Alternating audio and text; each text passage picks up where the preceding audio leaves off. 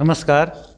आज हामी राष्ट्रिय नागरिक आन्दोलन 2077 यो शीर्षकमा रहेर कुराकानी गर्छौँ र त्यसको हामीलाई केही परिचय पनि दिनु होला हैन। पहिला हामी सुरु गर्छौँ राष्ट्रिय नागरिक आन्दोलनको विषयमा। हजुर, त्यसको पृष्ठभूमि र रणनीतिको बारेमा थोरै बताइदिनुहोस्। जुन राष्ट्रिय नागरिक आन्दोलन 2077 यसको हामीले कुन हिसाबमा यसको नामाकरण गर्यौं भन्नुहुन्छ भने आजसम्म नेपालमा तीनवटा मूलतः तीनवटा तपाईको आन्दोलनहरू भए। 2007 सालको क्रान्ति आन्दोलन, 2046 सालको आन्दोलन र 2062-63 सालको आन्दोलन। यी मूलतः यी तीनटा आन्दोलनहरूले राजनीतिक एजेन्डा स्वरूप राजनीतिक पार्टीको एजेन्डालाई लिएर 2007 सालको क्रान्ति राणाहरूलाई फाल्नको लागि गरे। 2046 सालको क्रान्ति निरङ्कुशता ढाल्नको लागि दलहरूले गरेर राजालाई त्यसमा चाहिँ तपाईको चाहिँ पाखा लगाउने काम त्यसमा गरे। र 2062-63 को जुन क्रान्ति थियो त्यो पनि राजनीतिक दलले नै गरे। र 2007 सालदेखि 2017 सालसम्मको जुन परिवेश आयो त्यो परिवेशमा त्यही सीमित राजनीतिक व्यक्तिहरू जसले यो एजेन्डा उठाएका थिए तिनका मात्र चाहिँ तपाईको फाइदा भयो, तिनलाई मात्र फाइदा भयो। नेपाली नागरिकहरूले र यो देशले परिवर्तन पाएन। त्यस्तै 46 सालको आन्दोलनले पनि केही शक्तिहरू मात्र अगाडि आए र ती शक्ति र त्यो परिवारवादमा नै यो तपाईको चाहिँ मुलुक गयो। नागरिकहरूले त्यहाँ पनि दुःख पाए र देशले त्यहाँ पनि दुःख पायो। र 62-63 सालको जुन आन्दोलन छ यसमा पनि केही सीमित व्यक्तिहरूले आजसम्मको आजको सिनेरियो त तपाईहरुको अगाडि नै छ।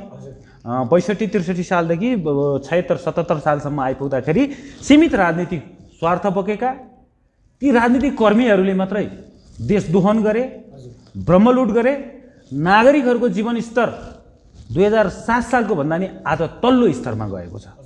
त्यसकारण हामीले यो आन्दोलन राष्ट्रिय नागरिक आन्दोलन 2077 उठाउनु पर्ने प्रमुख कारण भनेकै अब राजनीतिक पार्टीहरूले गरेको आन्दोलनले राजनीति गर्ने मान्छेलाई मात्र तपाईको चाहिँ पृष्ठपोषण गर्यो। भन्नाले कि यो जुन आन्दोलन नागरिक आन्दोलन चाहिँ नागरिकलाई अगाडि बढाउनु पर्यो। त्यही भएर यो नागरिक बनाउने आन्दोलन हो हामीले गरेको। फेरि चाहिँ यहाँ पनि त्यस्तै देखिन्छ जस्तो तपाईले कुरा गर्नुभयो 7 सालमा राणा फाले राजाले आयो, फेरि चाहिँ राजा फालेर चाहिँ यो अहिले चाहिँ आएका कम्युनिस्ट सरकार अथवा यो दलीय सरकार आयो। अब अहिले पनि त त्यही यो गणतन्त्र फालेर तपाईको माग त त्यो पनि हो नि त। हजुर, हैन त्यो फालेर राजा ल्याउने नै भनिन्छ। हैन हामीले अब यो उही रहेन 2007 साल नै फेरि 77 सालमा दोहोरिनु भयो। हैन यो बिल्कुल गलत बुझ्नुभयो। हामीले मूलतः मुलुक के गरी बच्छ भन्ने कुरा प्रमुख कारण हो। मुलुक बन्नको लागि र यो मुलुक चाहिँ तपाईको मुलुक जस्तै हुनको लागि 5वटा चीज अनिवार्य छ। के एउटा हाम्रो भाषा जुन आज अतिक्रमित छ, हाम्रो वेशभूषा त्यो पनि अतिक्रमित छ। भन्नाले हाम्रो नेपालमा बोलिने कुन भाषा? नेपालका मौलिक भाषाहरू राष्ट्रिय भाषा एउटा छ, तर मौलिक भाषाहरू विभिन्न भाषाभाषी जात जाति मिलेर बसेका ठाउँहरू ती सबैको जगेर्ना हुनु पर्यो। त्यो जगेर्ना नभइकन हाम्रो नेपालीत्व गुम्दछ। दोस्रो हाम्रो वेशभूषा, राष्ट्रिय पोसाक छ। तमाङले लगाउने छुट्टै छ, राईले लगाउने छुट्टै वेशभूषा छ, किराँतले लगाउने छुट्टै छ, नेवारले लगाउने छुट्टै छ। सबैको यो सबै मिलेर बसेको एउटा साझा फुलबारी हो।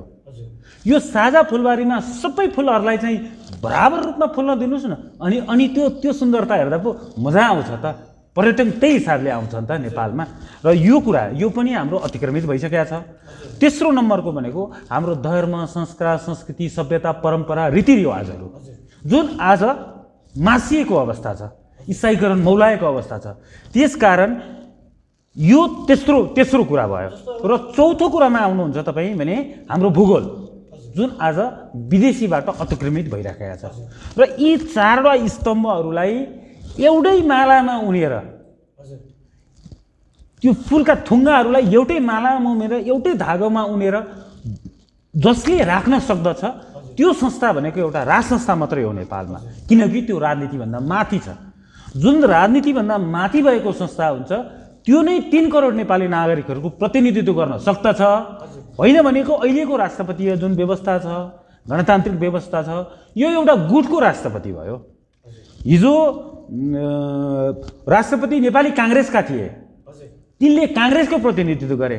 आजका राष्ट्रपति एमालेको नि एउटा गुटको छिन्, उनले एमालेको त्यही गुटको प्रतिनिधित्व गरिन् भने नेपाली नागरिकहरूको साझा त यो बन्न सकेन। नेपाली नागरिक अहिले सरकारविहीन छ, सरकारविहीन छ, नेपाली नागरिकको सरकार छैन, सरकार छैन। त्यो त तपाईँको सामान्य प्रधानमन्त्रीले चाहिँ बार तपाईँको चाहिँ भाषणमा पनि भर्ने गर्नुहुन्छ नि, यो नेकपाको बहुमत 2/3 सरकार हो भन्नुभयो। तर आजसम्म उहाँले नेपाल सरकार भन्न सक्नु भएको छैन, नेपालीको सरकार भन्न सक्नु भएको छैन। उहाँको प्रत्येक इन्टरभ्यू हेर्नुहोस्, चुनावदेखि आजसम्मको यो नेकपाको 2/3 सरकार भन्नु, यो नेकपाको मात्रै रहेछ, नेपाल सरकारको त होइन रहेछ, नागरिकहरूको सरकार त होइन रहेछ। त्यो नेकपा भन्दा बाहिर त्यो राप्रपाको नि रहेन, काङ्ग्रेसको नि रहेन, यो त नेकपाको मात्रै भयो। त्यसकारण हामीले राष्ट्रिय नागरिक आन्दोलनले उठाउँदै आएको प्रमुख एउटा एजेन्डाहरूमध्ये प्रमुख एजेन्डा भनेको अब यो निर्वाचित सरकारले नागरिकहरूको जीवनस्तर सुधार्न, नागरिकहरूको स्वास्थ्य उपचार गर्न, शिक्षा र रोजगारी गर्न, यी सबै कुरामा असफल भइसकेको हुँदा अब यसको एकमात्र विकल्प भनेको नागरिक सरकार नै हो। र नागरिक सरकार गठन भएपछि त्यस गठन भएको 1 घण्टाभित्रमा नै नागरिक आयोग गठन गर्छौँ। जस्तो तपाईँले नागरिक सरकारको गर्नु, नागरिक आयोगको कुरा गर्नुभयो, अब आउने नेपाली जनताको कुरा गर्नुभयो, नेपाली जनताको सरकार बन्छ भन्ने कुरा। यो जनताको लागि संहिता राख्ने या नराख्ने के छ यो विषयमा? संहिता बचाइराख्ने अथवा चाहिँ पुरानै 14 अञ्चल पद्धतिलाई राख्ने के हो? यस्तो छ, अब संहिता किन र कसका लागि भन्ने प्रमुख कुरा हो। नागरिकहरूले यो संहितामा विभाजित भइसकेपछि नागरिकहरूको जीवनस्तर कहाँ पुग्यो, महत्त्वपूर्ण क्वेसन यहाँ हो। र यही संहिता टिकाउनको लागि जस्तो तपाईँको अहिले मन्थली इन्कम 100 रुपियाँ छ र 126 रुपियाँ तपाईँको चाहिँ खर्च छ भने त्यो 26 रुपियाँ त तपाईँले प्रत्येक महिनामा ऋण लिइरहनु पर्ने अवस्था हो नि। अहिले हामीलाई नेपाललाई संहिता भने पनि यस्तै हो, हाम्रो आम्दानी 100 रुपियाँ छ, हाम्रो खर्च 126 रुपियाँ छ भनेपछि यो संहिता टिकाउन मात्र हामी नेपाली नागरिकहरूले चाहिँ ऋणको भारी बोक्दिरहनु पर्ने हो। आज 14 खर्ब तपाईँको चाहिँ यो राष्ट्रको ऋण भइसकेको छ। र जुन बेलामा 2047-46 सालको आन्दोलनपछि जुन बेलामा बहुदललाई राज्य सत्ता बुझाए, त्यो अवस्थामा नेपाली नागरिकहरूको प्रति टाउकोमा चाहिँ ऋण 7,000 मात्र थियो।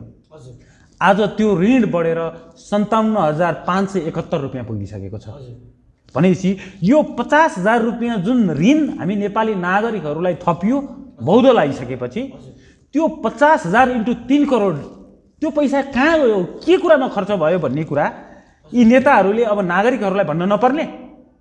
हामीले त्यसको लागि नागरिक आयोग भनेर चाहिँ गठन गर्नुपर्दछ र पञ्चायत कालदेखि आजसम्म सत्ता र शक्तिमा बस्ने प्रत्येकको, चाहे त्यो कर्मचारी होस्, चाहे त्यो नेता होस्, चाहे सबै हुन्, जोसुकै हुन्, ठुला साना भन्दैन यसले, सबैको सम्पत्ति छानबिन गर्छ र त्यो छानबिनबाट निक्लिएको पैसालाई लगेर गरिबी निवारण गर्छ भनेपछि एउटा हामीले औषधि भ्रष्टाचारको गऱ्यौँ, तर त्यो भ्रष्टाचारको औषधिले नेपाली नागरिकहरूको जीवनमा रूपान्तरण ल्याउँछ। त्यसैले हामीले यो नागरिक आयोग गठन गरेर पञ्चायत कालदेखि आजसम्म सत्ता र शक्तिमा बस्नेको सम्पत्ति छानबिन गर्छौँ। अहिले जति पनि सडकमा ब्यानर लिएर निस्किनु भएको छ नि, हजुर, राजाकै तस्बिर लिएर राजसंस्था पुनर्स्थापना, कसैको एकवटा एजेन्डाहरू छ, कसैले 47 सालको संविधान ल्याउने भन्छन्, कसैले राजसंस्था पुनर्स्थापना गर्ने भन्छन्। अब आखिर जसको यहाँ चाहिँ अब हल्ला छ, अब सुनिन्छ 416 यस्तै राजा ल्याउने दलहरू छन्, समूह छन्, यी जसको ब्यानरमा होइन एकवटा शीर्षक भ्रष्टाचारको अन्त्य, अझै मुलुक बचाउने कुराहरू होइन, यही तपाईँले जति अहिले हामीले छलफल गऱ्यौँ नि, यो कारणले राजसंस्था जान्छ, यो कारणले यो कुराहरू हटाउने र यो कुरा गठन गर्ने नागरिकका कुराहरू आए नि, यी कुराहरू नै यहाँ त सुनिन्छ होइन। कि किसानलाई मल देऊ, विद्यार्थीलाई शिक्षा देऊ, त्यो पनि फ्रीमा, अथवा चाहिँ यसरी कसरी सर्व त्यो गर्न सकिन्छ। तर यी सबैजनाहरू छरिएर बसेका छन्, यिनीहरू किन एकत्रित हुन सकेका छैनन् त? जसको पनि आखिर एजेन्डा त्यही राजसंस्था ल्याउने, त्यही 2047 सालको संविधान लिएर आउने, अथवा चाहिँ प्रजातन्त्र सहितको राजसंस्था ल्याउने, राजतन्त्र ल्याउने भनेर भन्ने कुराहरू उही नै छ बारम्बार होइन। तर चाहिँ किन एक हुन सकेको छैन? यस्तो छ, राष्ट्रिय नागरिक आन्दोलनले के तिनीहरूलाई एक गर्न सक्छ अथवा? हामी निरन्तर प्रयासमै छौँ। हजुर, हामीले प्रत्येक यो मुलुकको लागि जसले सोचेर काम गरिरहनु भएको छ आफ्नो पङ्क्तिबाट उहाँहरूसँग हामी वार्तामै छौँ। हजुर, हामीले उहाँहरूसँग सहकार्य गरि नै रहेका छौँ र उहाँहरूलाई हामीले राष्ट्रिय नागरिक आन्दोलनले समस्या मात्र बताएन, हजुर, समाधान पनि दिएको छ। हामीले उहाँहरूसँग पनि समस्या नबताउनुहोस्, यो समस्या हामीलाई थाहा छ, अब समाधानको बाटोमा आउनुहोस् भनेर उहाँहरूसँग समाधान मागिरहेका छौँ। हजुर। यदि उहाँहरूले समाधान दिन सक्नुहुन्न भने उहाँहरू पनि राष्ट्रिय नागरिक आन्दोलनमा आएर एकबद्धता जनाउनु पर्दछ, अन्यथा यो मुलुक अझै सङ्कटमा पर्दछ।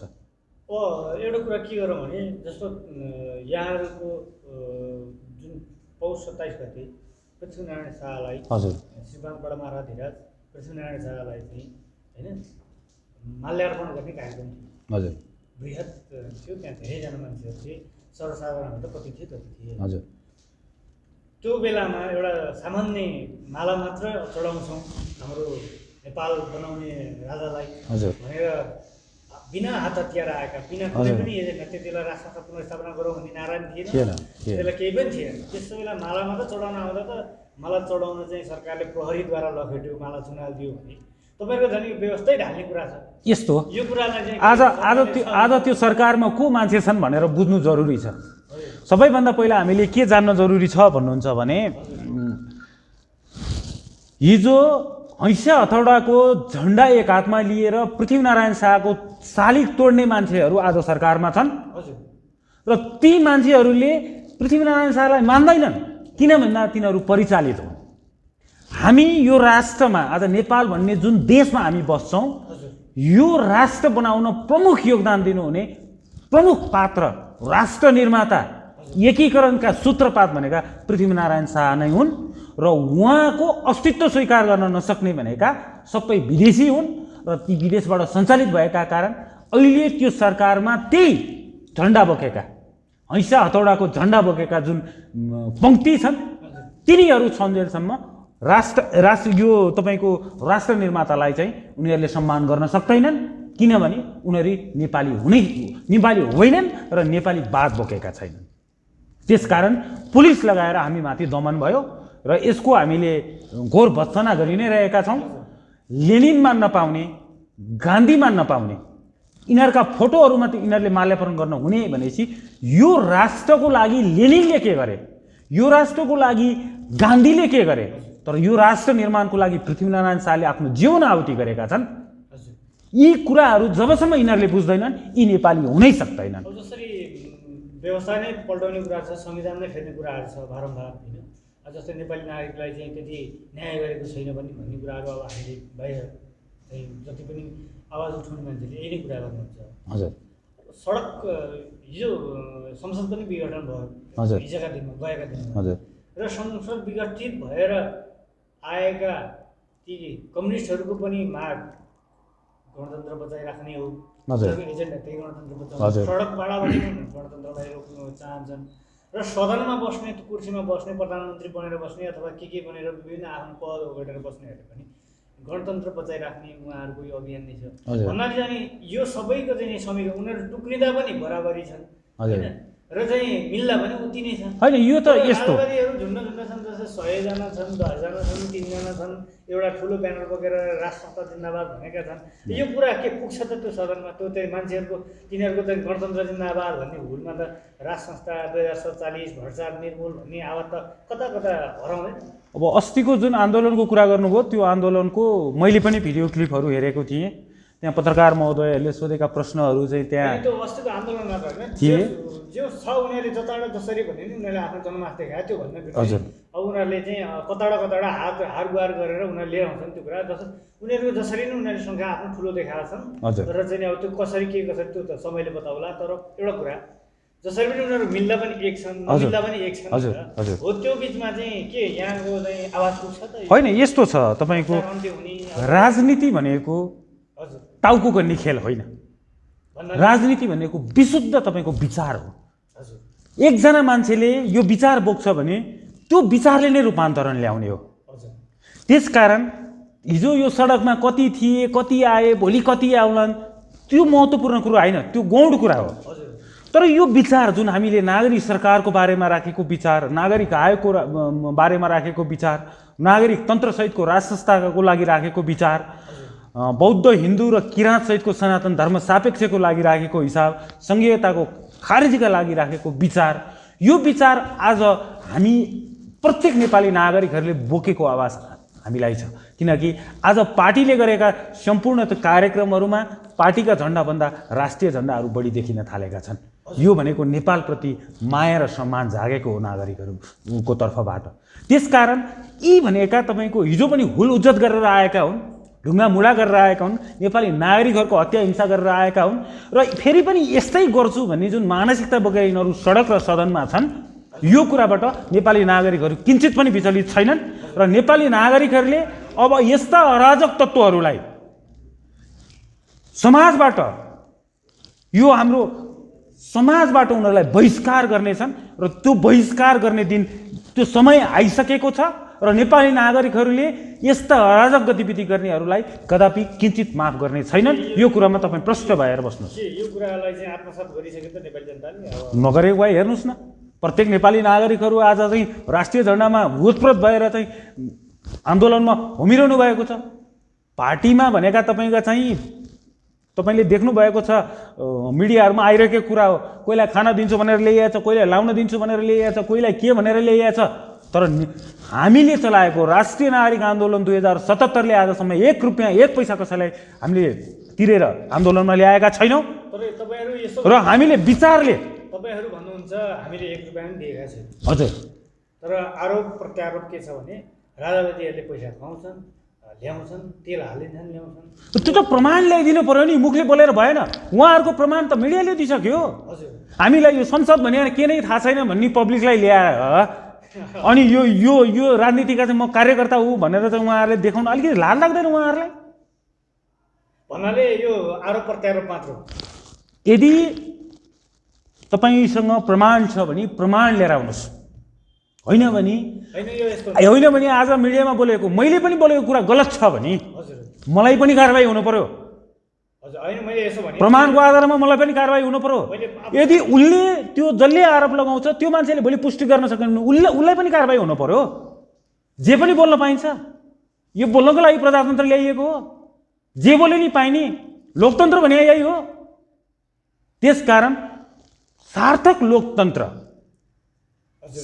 लोकतन्त्र बिना कुनै पनि राष्ट्र बनेको उदाहरण छैन। त्यसकारण लोकतन्त्र भनेको बोल्न पाउने मात्र सुविधा होइन, गर्न पनि पर्यो। तपाईँले जबसम्म गर्नु हुँदैन, बोलेर त केही पनि परिवर्तन हुँदैन। त्यसकारण जसले जे कुरा बोलेका छन्, मिडियामा जुन कुराहरू आएका छन्, भोलि यी कुराहरू उनीहरूले पुष्टि गर्न सकेन भने कानुन अनुरूप उनीहरूलाई पनि दण्डित गर्ने चाहिँ यो नागरिक सरकारले गर्छ। यो कुराको प्रत्याभूति हामी नागरिकहरूमा दिन चाहन्छौँ। जस्तो अब वैशाखमा हुने चुनाव छ, हजुर, होइन? होला नहोला आफ्नो ठाउँमा, हजुर, हुने भन्ने चाहिँ एउटा प्रचारवादी छ। हजुर। अब नेपाल यो चाहिँ राष्ट्रिय नागरिक आन्दोलन, हजुर, होइन, एउटा नेपालीलाई नेपाली बनाउने अभियान आन्दोलन पनि हो। हजुर, के त्यो चुनावमा जान सक्छ अथवा जान्छ, जाँदैन, के हो? यस्तो छ, अब हामीले उठाएका प्रमुख तपाईँको मागहरूमध्ये जुन राजनैतिक शुद्धिकरण भनेका छौँ, त्यो राजनैतिक शुद्धिकरणभित्र निर्वाचनका नै कुरा छन्। अहिलेकै निर्वाचन प्रणाली, जुन यो निर्वाचन प्रणाली छ, सबैभन्दा पहिला त यो निर्वाचन प्रणालीमा भाग लिनको लागि मतदाता नै किन्न पर्ने अवस्था छ। यदि म उठेँ भने सबभन्दा पहिला मैले गरेर चाहिँ तपाईँको चाहिँ त्यो त्यो के भन्छ त्यसलाई, अब यो जुन सदस्यता लिनु पर्यो नि त्यहाँको निर्वाचन आयोगबाट चाहिँ मैले त्यो पर्मिसन लिनको लागि पनि पैसा खर्च हुन्छ। त्यहाँ एउटा टिकटको लागि पनि पैसा खर्च हुन्छ। उम्मेदवार उठाउनको लागि पैसाको चाहिँ तपाईँको चाहिँ त्यहाँ चलखेल सुरु हुन्छ। यही निर्वाचन पद्धतिबाट, यही निर्वाचनीय व्यवस्थाबाट यो मुलुकलाई हामीले चाहिँ तपाईँ रूपान्तरण गर्छु। यो चुनाव निष्पक्ष हुन्छ। यही चुनावबाट चाहिँ तपाईँको चाहिँ हुन्छ भने हामी त्यो पक्षमा छैनौँ, तर निष्पक्ष, हामीले भनेको जस्तो निष्पक्ष निर्वाचन प्रणालीमा व्यापक सुधार गरेर, व्यापक सबै सबै चिजहरू सुधार गर्नु पर्यो। जस्तै उदाहरणमा एक दुई उम्मेदवार किन्ने प्रथा बन्द हुनु पर्यो। हजुर जुन हामी घर घरमा गएर चाहिँ भोट माग्छौँ, पैसा खर्च गरेर चाहिँ जुन गर्छौँ त्यो कुरा बन्द हुनु पर्यो र निर्वाचन आयोगले नै त्यसको प्रचार प्रसार गर्नु पर्यो। हजुर यो क्यान्डिडेटहरू यो कुरा लिएर उठ्नु भएको छ भनेर निर्वाचन आयोगले चाहिँ तपाईँको चाहिँ प्रचार प्रसार गरिदिने हो। हजुर त्यो भयो भने मात्र चुनाव निष्पक्ष होला। नभए हिजोको चुनाव हामीले देखेको हौँ, कहिले ब्यालेटले चुनाव गरे, कहिले बुलेटले चुनाव गरे। हजुर भन्नाले यो चुनाव नरहेको यस्तो चाहिँ जुन पहिलाको जस्तो चुनावी प्रथा हटेको खण्डमा चाहिँ राष्ट्रिय नागरिक आन्दोलन चुनाव लड्न तयार, निष्पक्ष हुनु पर्यो। निर्वाचन आयोग निष्पक्ष हुनु पर्यो। निर्वाचन आयोगले तपाईँको चाहिँ यो जुन उम्मेदवारी किन्ने प्रथाहरू बन्द गरिदिनु पर्यो। जुन गाउँघरमा गएर चाहिँ जुन म यसो गरिदिन्छु उसो गरिदिन्छु भनेर जो जनता माझमा चाहिँ प्रत्याभूति दिएको छ नि, आजसम्म त्यो जुनसुकै घोषणापत्र पनि कार्यान्वयन भएन नि। तर निर्वाचन आयोग आफैले अब त्यो फलानुको घोषणापत्र यो उहाँ आउनुभयो भने यो काम गरिदिनु छ भनेर प्रचार प्रसार गरिदिएको खण्डमा निर्वाचनमा केही शुद्धता हुन्छ। त्यस्तो भएको खण्डमा राष्ट्रिय नागरिक आन्दोलन पनि चुनावमा भाग लिनको लागि तयार छ। जस्तो यो आन्दोलनको आगामी कार्यक्रमहरू बताइदिनुहोस् न, रणनीति। हामी मूलत अब तपाईँले नामैले पनि हजुर राष्ट्रिय नागरिक आन्दोलन जुन नाममै एउटा आन्दोलन लुकेको छ, हजुर यो आन्दोलन गर्नकै लागि भनेर चाहिँ हामी अहिले यो व्यवस्थाको विरुद्ध, यो नेपाली नागरिकहरूको अवस्थाको विरुद्ध हजुर हाम्रो अहिलेसम्मको परम्परा के भयो भन्नुहुन्छ भने सत्ताको परिवर्तनलाई नै परिवर्तन सम्झियौँ हामीले। कुर्सीमा बस्ने अनुहार एउटा हुन्थ्यो, त्यसको विरुद्धमा हामीले नाराबाजी गऱ्यौँ, अर्को ल्यायौँ। अनुहारको मात्र हेरफेर, सत्ताको मात्र हेरफेरलाई हामीले परिवर्तन सम्झ्यौँ। तर वास्तविक परिवर्तन यो होइन। वास्तविक परिवर्तन भनेको नेपाली नागरिकहरूको जीवन स्तरमा आउनु पर्यो। नेपाली नागरिकहरूको जीवन स्तरमा रूपान्तरण जबसम्म आउँदैन यो राष्ट्रिय नागरिक आन्दोलन 2077 रोकिँदैन। र हामी छिट्टै नै अब घोषणा पनि गर्नुभएको छ फागुन 7 गते एउटा आन्दोलन, त्यो आन्दोलनको अब हामी अहिले यो नेपालमा भएको जुन राजनीतिक उथलपुथल भनौँ यसलाई, अब संसद विघटन भएको अवस्था छ र यही संसद विघटनको मुद्दाहरू चाहिँ अहिले सर्वोच्चमा चलिरहेको अवस्थामा यहाँबाट आउने निर्णय के हुन्छ, त्यो निर्णय अनुरूप हाम्रो चाहिँ तपाईँको चाहिँ आन्दोलनका चाहिँ तपाईँको चाहिँ तालिकाहरू सार्वजनिक हुन्छन्। हामी अहिले यो जुन सर्वोच्चबाट आउने जस्तो निर्णय भन्नु भने के त्यो संसद पुनर्स्थापना हुने निर्णय भयो भने नगर्ने अथवा भएन भने नगर्ने भन्ने कस्तो होइन, त्यो होइन। हाम्रो आन्दोलन रोकिँदैन। हामीलाई संसद पुनर्स्थापना भए पनि हाम्रो आन्दोलन चल्छ, नभए पनि हाम्रो आन्दोलन चल्छ। किनकि हामी व्यक्तिको लागि लडेका होइनौँ, हामी यो व्यवस्था र नेपाली नागरिकहरूको जीवन स्तर उकास्नुको लागि लडेका हौँ। त्यसकारण यसमा निश्चिन्त हुनुहोस्। संसद पुनर्स्थापना हुँदा राष्ट्रिय नागरिक आन्दोलन नहुने र संसद पुनर्स्थापना नहुँदा हुने भन्ने यो कुरा होइन। हामीले रोडम्याप दिन्छौँ। यदि चाहिँ आन्दोलन नै गर्नु छ भने त्यो अदालतको निर्णय चाहिँ किन गर्नु पर्यो राष्ट्रिय नागरिक आन्दोलन? कति कुराहरू तपाईँको चाहिँ अनुत्तरित कुराहरूमा हामीले नेपाली नागरिकहरूमा भ्रम सिर्जना गर्न हुँदैन। हामी भ्रम गरेर नेपाली नागरिकहरूको आँखामा पट्टी बाँधेर फेरि तपाईँको नेपालीहरूलाई अर्को आन्दोलन गराउनको लागि उद्धित गरेर हामी त्यसरी काम गर्दैनौँ। हामी स्पष्ट छौँ, हाम्रो विचार स्पष्ट छ, हाम्रो उद्देश्य स्पष्ट छ। भन्नाले त्यो अदालतबाट केही निर्णय भयो जस्तो त्यो हेऱ्यो भन्नाले हामीले गर्न नपर्ने, हामीले गर्न खोजेको काम नै आदि चाहिँ अदालतले गरिदियो भने त्यो अनुरूप जाने भन्न खोजेको त्यसरी नै नल्याउँ। हामी केपी ओलीको ठाउँमा तपाईँको शेरबहादुर प्रधानमन्त्री होस् अथवा प्रचण्ड प्रधानमन्त्री होस् अथवा माधव कुमार नेपाल प्रधानमन्त्री होस्, यो पक्षमा हामी छैनौँ।